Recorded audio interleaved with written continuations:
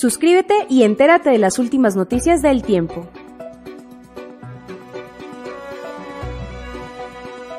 Estás viendo El Tiempo en Vivo.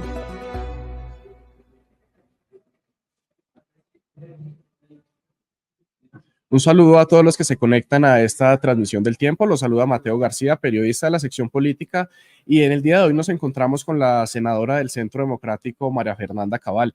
Senadora, bienvenida, gracias por estar acá con nosotros en el Tiempo. Gracias, Mateo, por la invitación. Bueno, la senadora en el previo del inicio de la legislatura, que es como el tema político de estos días, nos saca un poco de esta coyuntura de la legislatura y anoche presentó un ensayo, un documento que escribió ella, que es La democracia en peligro. Senadora, cuéntenos primero, antes de entrar como tal al documento, ¿por qué se motivó para escribir un documento sobre la democracia, este ensayo sobre la democracia? Porque la inquietud es por qué seguimos aquí en lo mismo, por qué seguimos enfrentando toneladas de coca, ya no son 5 grupos, son montones, se dice que 840 grupos ilegales que ejercen el narcotráfico, la minería ilegal y por ahí derecho, el tráfico de personas, tráfico de armas. ¿Por qué no superamos esta etapa? Entonces yo lo que hice en este esfuerzo, que además es un ensayo hecho con mucha metodología, partiendo de un análisis de la historia, porque no podemos llegar al aquí, a la hora, sin conocer las fuentes fidedignas de la historia, sin ideología. Usted recordará, Mateo, que yo siempre digo que hay una disputa entre historia y memoria. Sí. La historia tiene fuentes que se pueden comprobar. La memoria es deleznable, crea mitos y leyendas, es más activista, por ahí no es. Y en esa historia me encontré yo 2 fases importantes. La primera fase, que es lo que se llamó la etapa del foquismo, que desde Cuba, financiado por Moscú, se dio una cantidad de recursos a las guerrillas de América Latina y terminamos con 420 grupos guerrilleros en 23 países. Y lo increíble es que solamente Colombia es el único donde sobreviven. ¿Qué nos pasó? Claro. Esa primera etapa, donde se dan cuenta que la lucha armada no es la forma de acceder al poder, se cambia por una segunda, que está compuesta de 2 olas rojas y parte de 1990 después de la caída del muro de Berlín. Y ustedes recordarán que es la alianza de Chávez, Maduro y Lula da Silva, Chávez como caudillo creado por Maduro y Lula da Silva, para vendernos el socialismo del siglo XXI como si no fuera la misma basura que produce miseria, exilio y muerte. Y ahí vemos cómo caen muchos países y después viene la segunda ola roja, que es donde sube Gustavo Petro. El Foro de Sao Paulo es la organización que más aglutina partidos políticos y organizaciones criminales en el mundo. Entendieron que no era por las armas, sino usando los mecanismos de la democracia como caballo de Troya.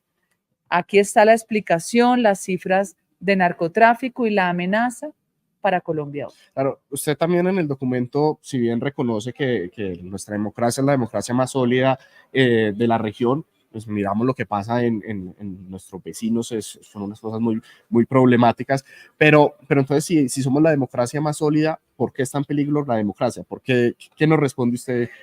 Precisamente por creer que las instituciones son lo suficientemente sólidas porque han sido estables en el tiempo. Eso es una garantía, no, eso no es suficiente.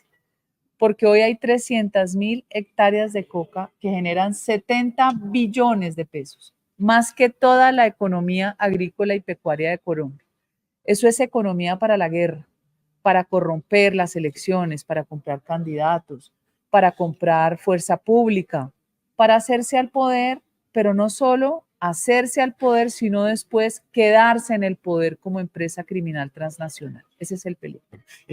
Anteriormente mencionaba, y me llama la atención eso, que usted también lo menciona en el ensayo, y es que solamente en Colombia seguimos en estos grupos guerrilleros. ¿Por qué? ¿Por qué no hemos sido capaces en Colombia de acabar con estas estructuras y en los otros países? Sí, en Perú, Perú tuvo unas guerrillas muy sólidas, Argentina, Uruguay, Paraguay, así es. Pero ¿por qué nosotros todavía seguimos hablando de esa lucha contra las guerrillas? Y aparte tenemos disidencias de las mismas guerrillas. Sí. Pero se van a multiplicar por el negocio mismo del narcotráfico y la minería ilegal, por un pecado original, que es la dialoguitis. Cuando usted dialoga con la delincuencia y no le pone límites y no somete al delincuente, a pesar de darle justicia transicional que tiene un mejor trato que la justicia ordinaria, y ni con eso quieren, pues significa que usted como Estado perdió, porque usted iguala al criminal. Ese pecado original de la dialogitis comenzó con Belisario Betancourt y sigue extendido ahora con la paz total de Petro, que yo la llamo la paz focal. Esto es una locura. Esto es un bandidaje extendido por todas partes. Y lo triste también es el estatus político que se le dio a las guerrillas, que hoy lo conserva el ELN. O sea que si a usted, mujer, la viola un guerrillero del ELN, es distinto a si la viola un bandido del Clan del Golfo, porque darle estatus político a la barbarie significa que la víctima no vale nada. Claro. La democracia, bueno, hemos estado inmersos en esta lucha contra las guerrillas en los últimos 50, 60 años, hemos tenido un montón de conflictos, pero usted, el peligro, ahora cree usted que está mayor tras la llegada de Gustavo Petro a la presidencia, el peligro para la democracia de nuestro país. Pero claro, es que el que crea que Gustavo Petro llegó solo por casualidad se engaña. Por eso yo digo, hoja de ruta de la dominación continental. Ellos planearon esto viene desde los años 20, después de la revolución bolchevique con la Internacional Comunista. Esto estaba en el ADN de la expansión de la revolución. Lo que pasa es que hay gobiernos donde los frenan y donde no acceden.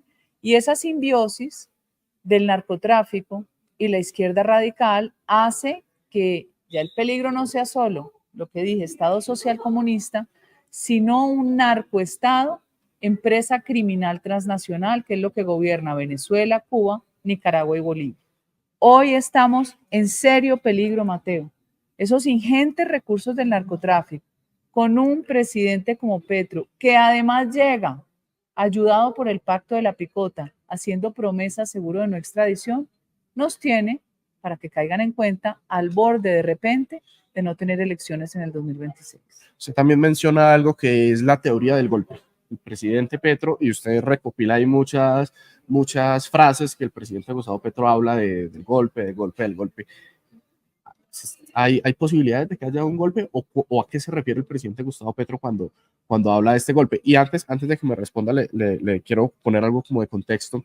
Hay un libro que se llama La Galaxia Rosa y cuenta un poco cómo están intercomunicadas todas estas organizaciones de izquierda. Y allí mencionan que un factor común es que ellos hablan de un golpe. Todos hablan de un golpe y todos hablan de que la justicia está contra mí, el Congreso está contra mí. Son víctimas. Sí, entonces Ese es un fenómeno que lo describió el profesor Olavo de Carvalho, que se llama, es una estrategia, se llama inversión revolucionaria. La aplica la izquierda de manera perfecta. Ellos te matan, pero las víctimas siguen siendo ellos. Es al revés, invierte en la realidad. El hacerse la víctima y el anunciar a través de la paranoia que los quieren tumbar, pues es un patrón de conducta y de propaganda permanente entre la izquierda radical. Lo que hay que hacer es no tenerle miedo a la propaganda y enfrentarla, porque en eso son muy efectistas. Ellos mienten, nosotros no. Ellos apelan a la emoción con mentira, nosotros no. Nosotros tenemos que aprender a comunicar con un público que entendió hoy que esto no era el cambio, a menos que usted escogiera el suicidio, que también es el cambio. Que hoy, si no nos unimos todos incluso a los que engañaron, pretendiendo que Petro era la salvación, no vamos a tener libertad, así de sencillo. Entonces, eso que usted llama, de esa conexión que ellos tienen, la tienen además en redes digitales. Ha habido denuncias, no solo de la financiación de Soros, sino de la mujer de Zuckerberg que se llama Chan Zuckerberg, y son 600 organizaciones financiadas que todo el tiempo están moviendo noticias falsas o exaltando sus candidatos y minimizando los candidatos opositores, porque el peligro son las redes sociales que hoy cambian la percepción del público. En un país, repito, con 300.000 hectáreas de coca, 840 grupos ilegales vendiendo coca, 4 veces aumentado el consumo, y qué va a pasar en los territorios controlados por ellos. A propósito de que menciona la coca, y le hago un paréntesis, el presidente Gustavo Petro dijo en la ONU que había 30.000 campesinos, cocaleros, pues, pudriéndose en las cárceles, pero nosotros en el tiempo nos dimos a la tarea de investigar. Es mentira. Son 19. Entonces, Es paja. Todo lo que él habla es ¿cómo paja. entender eso? Incluso que el presidente vaya a la ONU a dar un número de 30.000 personas y son realmente 19. Pues porque primero él es mitómano, a él no le importa, el presidente vive por fuera de la realidad, yo pienso que él no es capaz de gobernar un país, él no tiene las condiciones mentales para hacerlo, pero además él se ríe de las mentiras que dice. Él se ríe cuando exhibe la bandera del M-19 que nos trae recuerdos de dolor y de muerte. Yo oía los disparos cuando estaba en la Universidad de los Andes, que era arriba, y en la toma del Palacio de Justicia. Él se ríe, él crea símbolos falsarios para tener una comunicación básica con su nicho duro. Su nicho duro lo conserva, es cada vez menor. Petro no supera el 24%, 25% de popularidad. Eso ayuda a que no tenga la legitimidad de torcer el país, pero al paso que vamos, ojo, toda esa amenaza del constituyente primario, del poder constituyente, no es otra cosa que desconocer la Constitución, desconocer la ley, fungir como anarquista profesional, que es lo que ha sido, y terminar moviendo a sus primeras líneas en todo el país con la amenaza de incendiar. Vamos a ver si lo dejamos. ¿Usted cree, y va de la mano un poco, ya retomamos bien el libro, que la llegada de Daniel Rojas al Ministerio de Educación va de la mano de tratar de montar a los estudiantes que no le han caminado mucho a Petro, de montarlos en el bus de la constituyente? A ver, recordemos que estos anarquistas siempre se mueven con minorías, pero como esas minorías son violentas, causan miedo y dejan paralizado al resto. Lo que hay que lograr es que esa gran mayoría, esa masa crítica de estudiantes de la Universidad Nacional, de estudiantes de la Universidad del Valle, de la Distrital, entiendan que están afectados directamente por unos fanáticos locos que seguramente tienen patrocinio del mismo Estado o patrocinio ilegal, mientras ellos se ven en que no se gradúan en 5 años, sino que pueden durar 8 y 10 años. Hasta que esa mayoría no reaccione en contra de esa pequeña minoría, van a seguir cooptando a un Estado que, a pesar de tener instituciones que permanecen en el tiempo, son frágiles. No nos olvidemos de esto. Gustavo Petro es un propagandista por excelencia. Lo que busca es confundir, victimizarse, mover esas masas que por fortuna no le caminan, ni los indígenas del CRIC, a pesar de todo el dinero que le han transferido, 200.000 millones, lo tengo probado y exhibido, no le caminan. ¿Por qué? Porque están matando indígenas en su territorio, están reclutando niñitas que las llevan en camionetas de la UNP a San José del Guaviare. Esto no va a terminar bien. Y precisamente ahí vuelvo y enfoco un poco en el libro. ¿Qué hacer para que la democracia salga de ese peligro? ¿Cómo están trabajando ustedes? Primero, ¿qué hacer? Y luego cuéntame un poco cómo se están moviendo para que la democracia salga de este peligro del que usted habla. Nosotros tenemos que seguir visibilizando los problemas a los que nos enfrentamos como país. Si Petro creía que era el dios anticorrupción, pues se ha dado cuenta que su gobierno va a terminar siendo uno de los más corruptos de la historia de Colombia. ¿Por qué? Porque la corrupción está incrustada en el Estado. Mientras usted no reduzca el tamaño del Estado, no elimine la duplicidad de funciones del Estado, mientras usted no direccione instituciones con objetivos claros de servirle a la gente, que necesita un Estado que lo cuide, lo proteja, no un Estado que lo golpee poniéndole hiperregulaciones, poniéndole trabas y sanciones. Mientras eso no cambie en el sentido del tamaño del Estado, aquí va a haber corrupción. Mientras usted no convenza a la mayoría del Congreso que sus propuestas son buenas, usted va a tener que comprar votos de congresistas. Y aquí se genera un triángulo macabro. La plática para los programas de los pobres, para los programas sociales, terminan feriadas entre funcionarios del gobierno, congresistas y contratistas. Esa realidad hay que cambiar. ¿Y cómo proteger a Colombia de esta red internacional que usted menciona? ¿Cómo blindarla para que estas redes internacionales no terminen tomando decisiones en la democracia colombiana, que esta red no entre, como blindar al país? Bueno, la red entró, de hecho Soros, de ahí le destaparon una segunda financiación altísima, tiene un montón de medios financiados, pero ya había anteriormente financiado una organización que es muy poderosa, que hace litigio estratégico, que se llama De Justicia, 10 o 12 millones de dólares.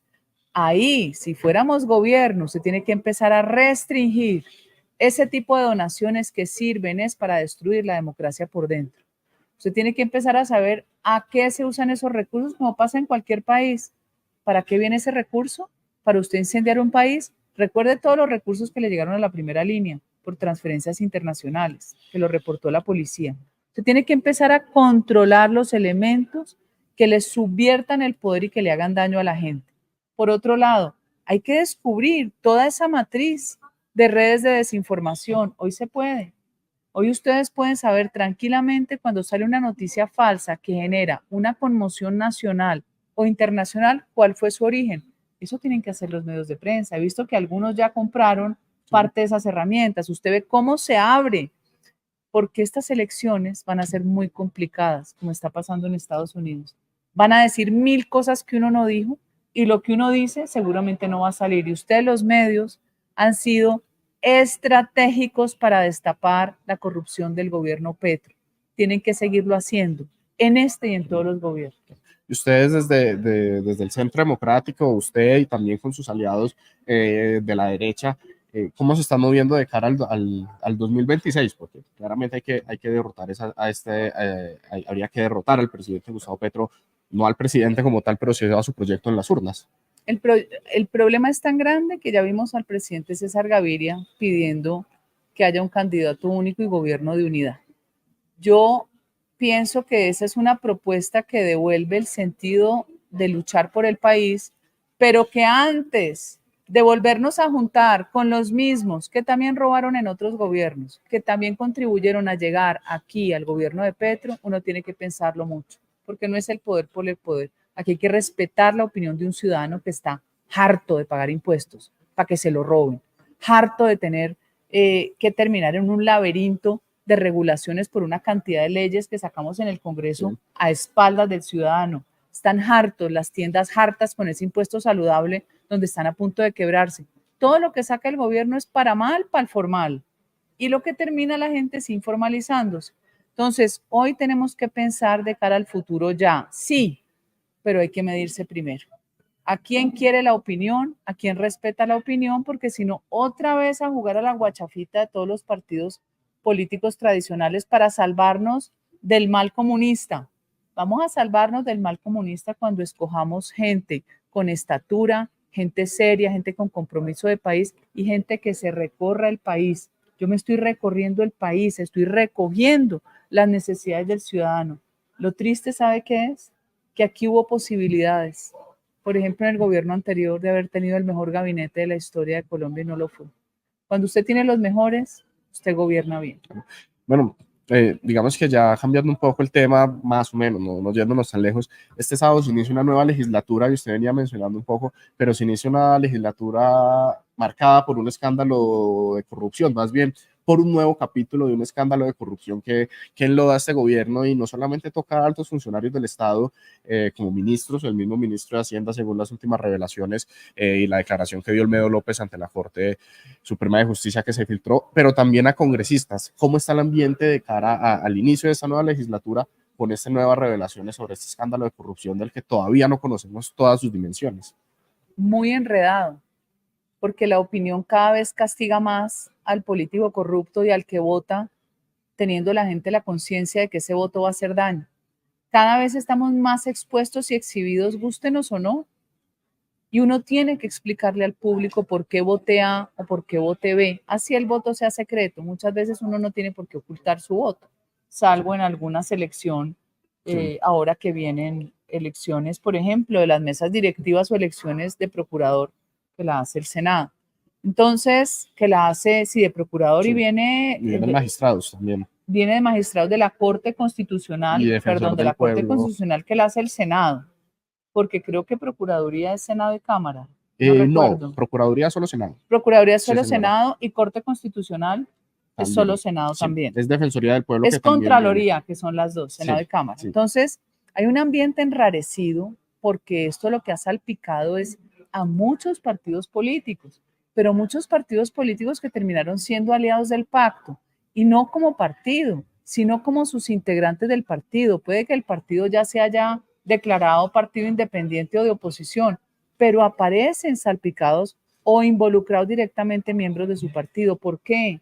Porque es el mismo fenómeno de la capacidad corruptora del Ejecutivo. Y eso nos lleva a decir que no solo hay que reducir el tamaño del Estado, sino devolverle competencias a los municipios y departamentos que no tienen un peso.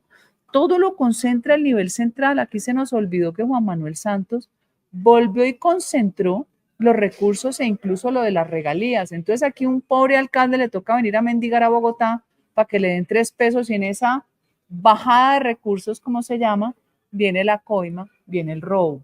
Aquí hay que devolverle competencias a municipios. Este ambiente enrarecido va a llevar a una disputa sobre la presidencia de la Cámara. Sí. Acuérdese, la presidencia de la Cámara está entre Catherine Miranda y un muchacho, Jaime Raúl Salamanca. Yo tenía entendido que Catherine Miranda tenía las mayorías liberales. Sí. Ahora nos informan que no. Catherine Miranda entiendo que tenía conservadores, Cambio Radical, Centro Democrático, y los otros se quedaron con los verdes, que además no están unidos, sí, y con el pacto, que tampoco está unido. Porque aquí hay que reconocer que hay partidos donde se filtran boticos para otro lado. ¿Qué va a pasar? No lo sé. Toca conversar a ver si el gobierno va a tener la suficiente capacidad de cooptar a los miembros del Partido Liberal y que después arrastre a otros, o si definitivamente vamos a dar el pulso en Cámara y se la ganamos como se la ganamos en Senado. A propósito, llega al Congreso, regresa al Congreso un ministro que usted ya lo vivió en el pasado, y es Juan Fernando Cristo. ¿Cómo recibió usted la llegada de Juan Fernando Cristo al Ministerio del Interior, ya no defendiendo al santismo, sino defendiendo al petrismo? Pues es que yo siempre he dicho que Santos puso a Petro. Petro no llega sin Santos. Y el ejemplo era Prada y todos los alfiles de Santos en el primer año de Petro. Lo que pasa es que a Petro no lo maneja nadie. Nadie. Y les tocó volverlo a poner en orden porque acabó la salud, acabó las inversiones extranjeras mineroenergéticas, puso en riesgo el país, está en riesgo el país. En fin, Petro es un peligro para la estabilidad, no solo institucional, sino la vida de los colombianos. Entonces le tocó a Santos, eso debió ser un cónclave muy interesante, hay que averiguar qué pasó allí, convencer a Juan Fernando Cristo que no quería, así como le dijeron a Guillermo Rivera y a otro más, convencerlo, oiga, vaya, manéjelo, porque ese tipo nos va a llevar a la catástrofe. Claro, pero uno como entiende, Cristo sale y da un mensaje institucional, voy a ir a buscar un acuerdo nacional, ya se está reuniendo con empresarios, habló de bajar el tono en la política, pero el presidente Gustavo Petro cada día está más radicalizado en sus discursos. Solo esta semana ataca a la prensa, también hace menciones a sus opositores, a NAME, a la justicia, a la procuradora. Hace 2 semanas les dijo a los alcaldes del Caribe que si estaban en la nómina de los privados. Entonces uno, ¿cómo hacer ahí? ¿Cómo entender eso? Pero ¿por qué vamos todavía a pretender que Petro va a hacer un acuerdo nacional? Él no le interesa tampoco, él solo le gusta hablarle a sus primeras líneas, a los violentos, a sus nichos duros. Ese es su público. Él sigue desfasado, él no está gobernando, él no se siente presidente, él no le gusta gobernar, le da jartera, él le gusta viajar para contaminar el medio ambiente y después fregarnos a todos con el cambio climático y dejarnos sin recursos, sin explotar los recursos energéticos y sin seguridad energética. Repito, no hay que hacer mucho énfasis en entender a Petro. No se puede entender una persona disfuncional. El peligro es que nos tenemos que organizar nosotros, empresarios grandes y chiquitos, veteranos de la fuerza pública, rodear a nuestra fuerza pública, rodear a nuestras instituciones y seguir respirando para que este gobierno se vaya rápido.